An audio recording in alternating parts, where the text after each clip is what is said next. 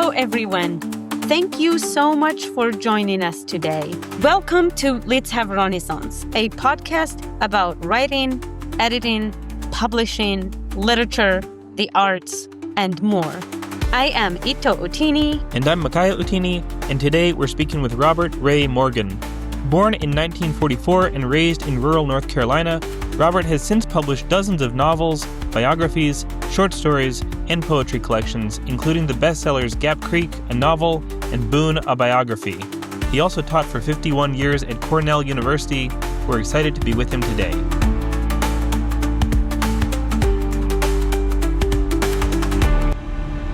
Thank you for tuning in. We're excited that you're here.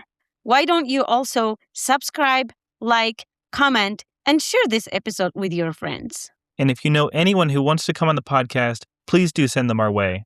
Also, if you haven't yet, sign up for our newsletter where we share updates, resources, and opportunities at thedatekeepers.com. Robert, thank you so much for joining us. We're excited to have you. Can you tell us about yourself? Well, I was born in the mountains of western North Carolina, near Hendersonville, way back in 1944. I grew up on the farm there. I went off to college. I always wanted to be a writer, really, going all the way back into high school. But I tried other things. I tried mathematics. I tried aerospace engineering. But about spring of 1962, almost by accident, I wandered into a creative writing course taught by the novelist Guy Owen. And that was so good, I began to forget about differential equations and the Bernoulli effect and things like that, and wanted to write short stories. I wrote a little story about my great-grandmother who could remember the Civil War. She had lots of stories. She had been taken down to Waldoboro, South Carolina, to be safe. The mountains were overrun by outlaws, and she was safe. Her family was safe until Sherman came up from Savannah and just about destroyed central South Carolina. She was a little girl. She could remember bodies being heaped up on their porch and dogs climbing over the bodies. I wrote a little story about that, and when Guy Owen brought into class, he said, I wept when I read that story. And none of my math teachers had said that to me. I think actually it's a good thing that your math teachers didn't weep when you turned in assignments. That means something different coming from a It does indeed. And did you do some farm work? I'm curious because I grew up in a farm too. And if so, what did you do? What was your favorite part of Well, it was a small farm. We had a cow, a horse. We did not have a tractor or a truck. It was really an old-timey farm. We plowed with the horse and grew most of the things we ate. Had a hog we killed. Our commercial produce was pole beans, which is a very labor-intensive crop. You have to plant and string wire and strings for them to climb on. So I did a lot of that kind of work, plowing with a horse, hoeing corn also. When I was about 10, my dad did get a pickup truck. So things were a little different after that. You did plowing with just one horse? How did that work? Because I did plow, but with two usually paired animals, whether two horses, a horse and a mule, or two mules. But how did you do it with just one? Well, the heavy plowing was done by a neighbor with a tractor.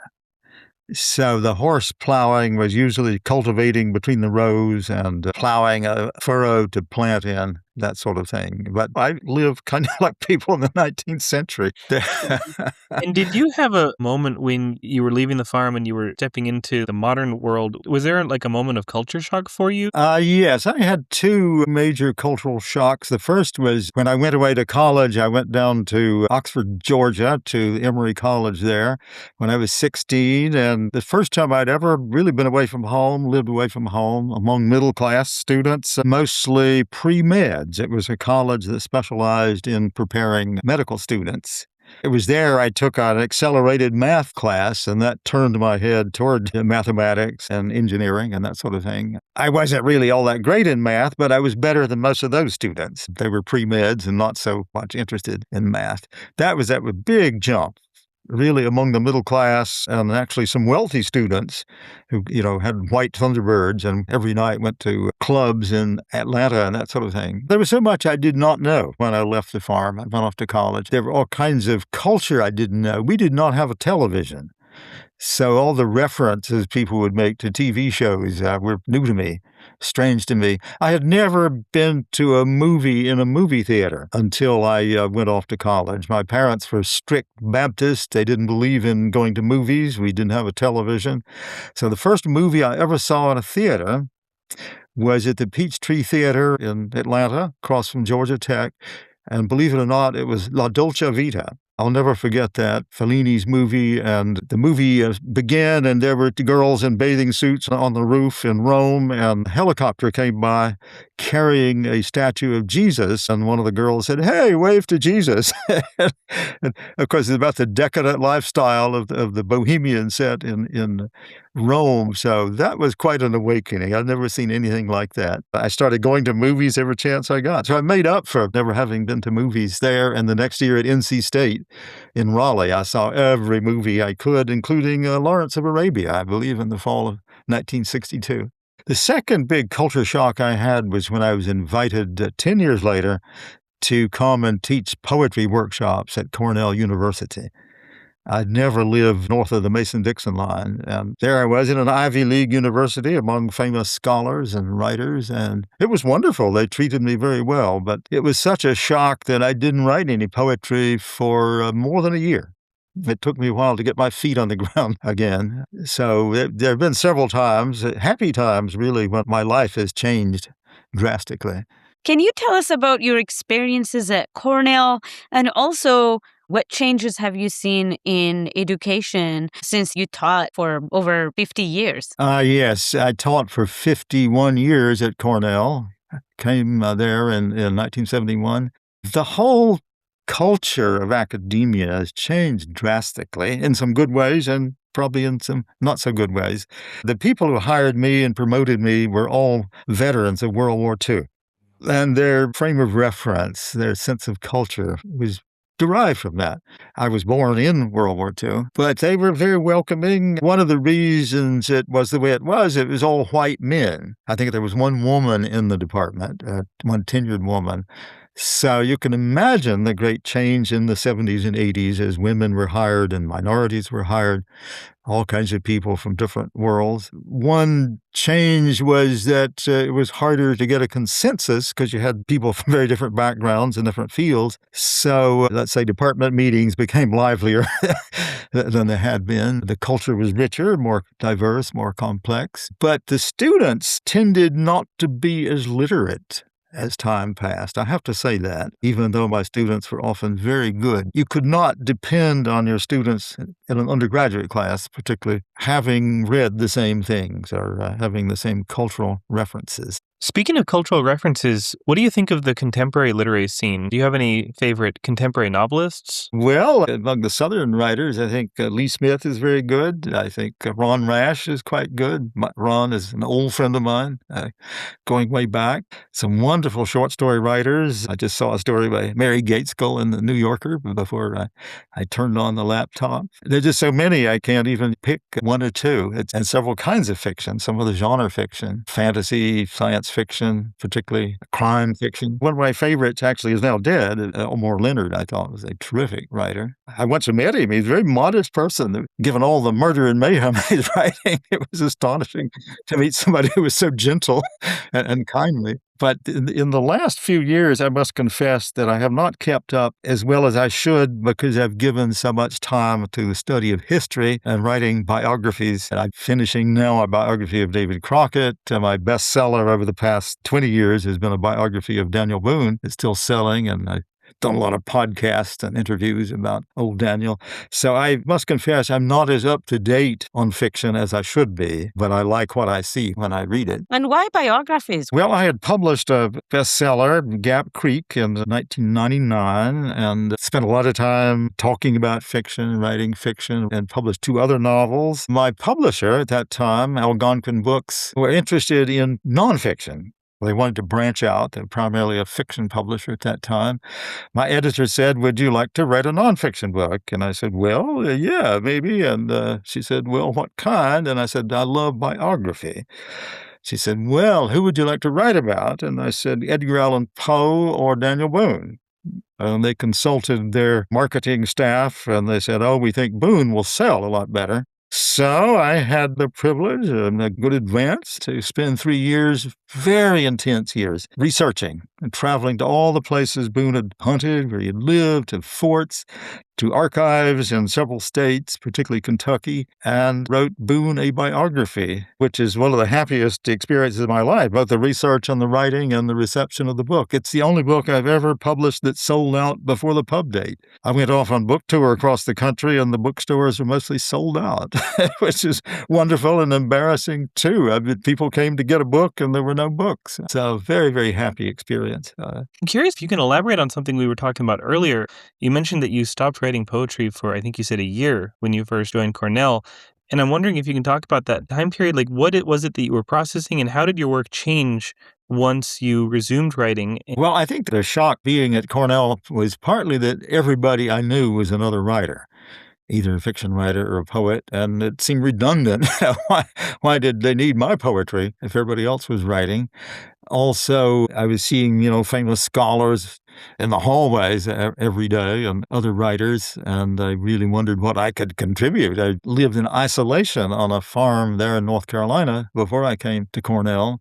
I was studying. I was learning new things. I was plunging first into learning about the New England writers, Emerson, Thoreau, Walt Whitman, Emily Dickinson. But I was also, because of homesickness about Western North Carolina, I began to study the history of the region, the dialect of the region, the geology and geography of the region in a way I never would have had I stayed in Henderson County. Being an outsider and being away, I think, gives us new perspective. Many of the greater writers have been outsiders in their culture. So when I came back to writing poetry, it was in a somewhat different voice, and I was thinking more about voice than image. My early poetry is mostly short poems, imagistic poems. I was interested in intense, sort of explosive little poems, metaphoric images, and suddenly when I began to write poetry again in Ithaca, it was more narrative, conversational. The poems got longer, and I had studied so many things that I was ready to take on some new subjects, new characters. I had grown as a writer, but actually the subjects of my poems have been the same since I began. I look back at a poem published in 1965 when I was a student, an undergraduate student at Chapel Hill, and it was about a woman on the frontier in the mountains of North Carolina and a cabin near some Indian grave. So, go back 60 years, and the subjects are pretty much the same. The place is pretty much the same. I think I could see the mountains and the culture more clearly from this distance. I don't think I would have done exactly what I have done had I stayed there in North Carolina. I probably would have concentrated more on, my heroes like Baudelaire, Wallace Stevens, and not thought so much about the place where I was. And can you give advice to any aspiring writers or poets who are struggling, still young? The road is long. What is your advice? There's only one word of advice to any artist, singer, writer, sculptor. It's persistence. There's so much competition. There's so much to learn about all the arts. The people who really survive are the people who just keep doing it. I've taught so long. I've had so many gifted students who never published anything. They found other things, I guess, better to do. Writing is a very lonely thing, but the people I know who succeeded are the people who just kept at it, had that amazing ability after a novel was rejected, to go back and start rewriting it, reconceiving it, or writing another one. It's crazy. I mean, it's a kind of madness, I suppose, to do that, but the artists who succeed are the ones who do it, whether it's in country music or writing poetry. And now there's so many other people doing it, you're competing with everybody, in a sense. But the thing that really keeps you going, I think, is trying to make something that's really good, perfecting it, and forgetting about the competition and seeing just how good you can make a poem or a short story. Cormac McCarthy said, never think of yourself in competition with other people. Just concentrate on what you're doing. And I think that's basically good advice. It's your experience with those sentences that is the great reward for writing. And particularly writing longer works like novels, you've just got to stick with it. Richard Wilbur once asked me, what's the difference between writing a poem and writing a novel? And I was feeling kind of smart-ass. I said, well, writing a poem is like diving off the high board. The form has got to be right. It's got to be perfect. And writing a novel is like walking 1,000 miles. And Wilbur looked at me and said, writing a poem is like walking 1,000 miles. Speaking of a poem or a novel, we always ask our guests to read some of their work. Do you have anything that you would like to share with us? I'll read a page and a half from my novel Gap Creek, if that's okay. Sure. That sounds great. The main character is Julie, and she's sort of based on my grandmother, who's devoted her life to working for other people, for her husband, for parents, and for children. Now, Julie has been married about a year, and she's expecting a baby. But one golden autumn afternoon in the mountains of upper South Carolina, she finds that she has an hour or two to herself. And she walks out into the pasture up toward the mountainside and feels this euphoria. Just as I got to the edge of the woods, a gust of wind hit the hickory trees. Gold leaves floated out across the valley like flocks of birds. Leaves whirled and fluttered, the air was filled, and the sky was filled as trees all over the side of the mountain give up their leaves to the gust. Red leaves and yellow leaves and orange leaves shivered in the air. Wind raked across the mountain and combed through the trees, and it looked like the whole mountain was breathing out leaves. I run through the leaves like they were butterflies whirling around me. I slapped at the flying leaves like they was colorful snowflakes. I'd be too heavy to run and climb in the woods before long, so I might as well run while I was thrilled by the wind and had a chance. I climbed over the fence and run through the hickories and under the maples and poplars. The air was alive with leaves bright as goldfish. I slapped at a floating leaf and turned and run up the ridge. The ground was deep in fresh fell leaves, and leaves sparkled like they was waxed and oiled. I kicked up a cloud of leaves. I kicked up a fog of new fell leaves. I kicked away the leaves in front of me like deep, fresh snow. Leaves swarmed around my head, clicking as they touched. I waved my arms and swatted them away. I danced with the leaves and made them swirl faster. I laughed out loud and laughed at the top of my voice. I caught leaves in my apron and pitched them away. When I got out of the breath, I was almost to the top of the mountain. The wind was colder there. I skipped and stumbled through poplars to the very top. Just under the summit, where a kind of bed was protected from the wind, I laid down on my back in the clean, fresh leaves. I wanted to rest in a spot out of the breeze. I laid back with my arms spread out in the leaves like the way you do to make angels in snow. I never heard of leaf angels, but I guess you could make them. The trees was thinner at the ridge top, and the limbs had already been stripped of leaves. I looked right through the lightning shape of limbs to the blue sky. There was a few leaves flying by up there, and I saw a bird, and I seen a flock of geese going by on a point like the head of an arrow. But after the geese went by, I saw nothing but blue sky. Through the gray lightning of the limbs, I looked right into the deep sky. Now, it was the strangest thing to look deeper and deeper into the blue. Most times you look into the sky and just see haze and blue unless there's clouds and you look past the clouds. But this time I looked into the clear sky and saw the depth of the sky. I looked past the clear air into the further miles of air and still deeper where the air was thinning out to nothing. I looked until I could see nothing but emptiness out toward the stars, though I couldn't see the stars in daylight. I looked so deep and long I felt I was falling. I was following my sight right out through the limbs and into the empty air. Instead of looking up, I felt I was hanging from the ground and looking down further and further, down miles and years down miles. And unfortunately here we lost the connection, so we lost the tail end of Robert's reading, but we really enjoyed it. We really enjoyed the novel, Gap Creek, and we really appreciate Robert joining us. So we're saying thank you to him, and thank you to all of you for tuning in. Until next time.